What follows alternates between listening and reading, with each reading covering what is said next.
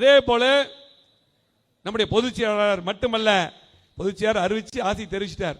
ஒட்டுமொத்தமாக இங்க இருக்கக்கூடிய 3 நாடாளுமன்றத்துக்கு உட்பட்ட மாவட்ட செயலாளர்கள், அத்தனை நிர்வாகிகள், பொதுமக்கள் எல்லாத்துடைய ஆசை அவருக்கு இருக்கு. ஆகவே வெற்றி பெறுவது நம்ம தான். களத்தில் யாருக்கும் பொதுமக்களுக்கு யாருக்கு எந்த சந்தேகம் வேண்டாம். நம்ம தான் 3 பேர் எம்பி ஆகி நாடாளுமன்றம் செல்வது உறுதி.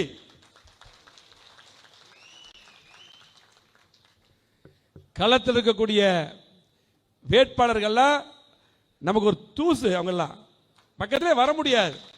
சும்மா பார்த்தீங்கன்னா சோசியல் மீடியாவில் போட்டுட்டு ரொம்ப பெரிய ஆளை காமிச்சாலாம் ஆகாது. இன்னைக்கு இருக்கக்கூடிய ஒவ்வொரு நாடாளுமன்ற உறுப்பினர் எடுத்துக்கங்க, தொகுதியை எடுத்துக்கங்க. இருக்கக்கூடிய சூழ்நிலையில் இந்த 3 தொகுதிக்கு உட்பட்ட இங்கே யார் திட்டங்கள் கொடுத்தாங்க? சரி, இன்றைக்கு நீலகிரி நாடாளுமன்றத்தில் இன்றைக்கு அங்கே நிற்க போகிற பெரிய ஜாம்பவான் தான், மாட்டு கருத்து இல்லை. இன்றைக்கு ராசா அவர் எப்படிப்பட்டன்னு உங்களுக்கு தெரியும். சரி, இன்றைக்கு மத்திய அமைச்சர் முருகன் நிற்கிறார். நம்முடைய வேட்பாளர் சாதாரண வேட்பாளர் தான். அதுதான் அதிமுக. அதிமுக சாதாரண இங்க இருக்கிறவங்க இங்க வருவாங்க, அப்படிதானே? அப்படி சாதாரண வேட்பாளர் அருமை தம்பி தான். அவங்க 2 பேர் மோத போற வெற்றி பெறுவது உறுதி. ஏனென்றால் இன்றைக்கு இருக்கக்கூடிய சூழ்நிலையில் அதிமுக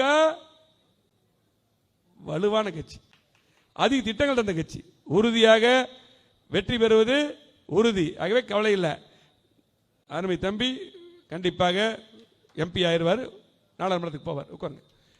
அதே போல கோவை நாடாளுமன்றம், கோவை நாடாளுமன்றத்தில் இன்றைக்கு அருமை தம்பி ராமச்சந்திரன் போட்டியிடுகிறார்.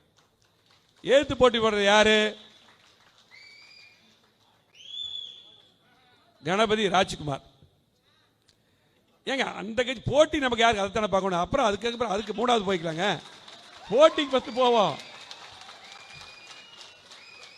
இப்போ யாரு? கணபதி ராஜ்குமார். கணபதி ராஜ்குமார் யாரு?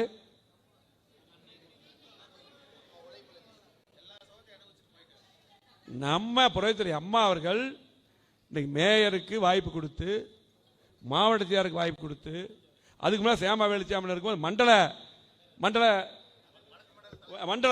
தலைவராக அம்மா இருக்கும்போது வாய்ப்பு கொடுத்து, அதுக்கு மேலே மாணவரணி, இப்படி பல்வேறு வாய்ப்புகள் கொடுத்து இந்த கட்சி அடையாளம் காமிச்சு இன்றைக்கு இந்த கட்சிக்கு துரோகம் பண்ணிட்டு திமுக போய் சொல்லியிருக்காங்க.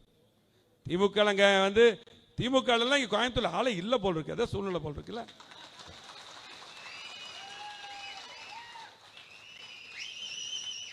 வேட்பாளராக கூட தகுதி யாருக்குமே இல்லையான்னு தெரியலாங்க, இல்ல போல் இருக்கு திமுக.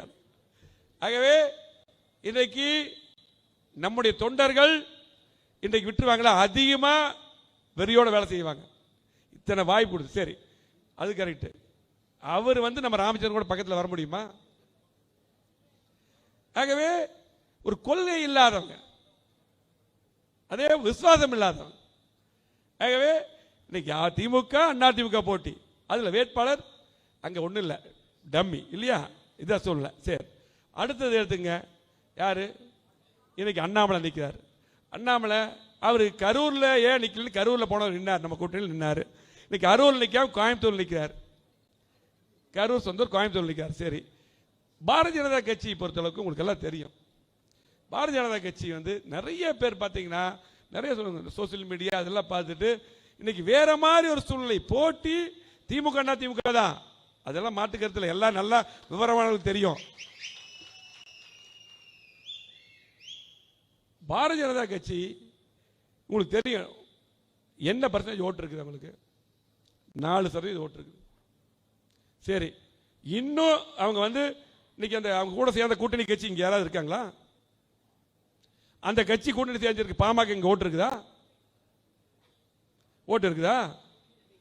கம்யூனிஸ்ட் கட்சி இங்க இருக்குதா? இருக்குதா? காங்கிரஸ் கட்சி சொல்லுங்க. ஆகவே அவங்க ஒரு பொருள் திமுக இருக்கக்கூடிய அந்த கட்சி கூட்டணி கட்சியும் இல்ல, இன்னைக்கு இருக்கக்கூடிய பாமகவும் இல்ல, அது பாரதிய ஜனதா கட்சி கூட்டணி இருக்கு. ஆகவே இன்னைக்கு ஒவ்வொரு கட்சிக்கு கூட்டணி நம்ம எடுக்கக்கூடாது. கூட்டணி எப்படின்னு தெரியும். ஆனால் இன்றைக்கு பாமக இல்லை. சரி, அவங்க இருக்கிற அண்ணன் ஜி.கே. வாசன் கட்சி இங்க இருக்கா?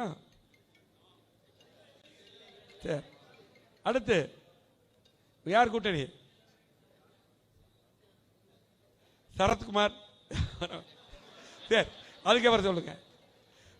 ஆகவே இன்றைக்கு அந்த கட்சி நான் என்ன சொன்னேன், 4%. சரி, நீங்க என்ன நீங்க சொல்ற மாதிரியே அவங்க வந்து பயங்கரமா வளர்ந்துட்டாங்க. எவ்வளவு? சரி, இன்னும் போட்டுங்க, ஒரு 5% போட்டுங்க, ஒரு 6% கூட போட்டுங்க, 10% இல்லையா? 10% ஓட்டு வாங்கினா ஜெயிச்சிட முடியுமா? ஜெயிக்க முடியுமா? அதிமுக எப்பேற்பட்ட கட்சி, எப்பேற்பட்ட கட்சி?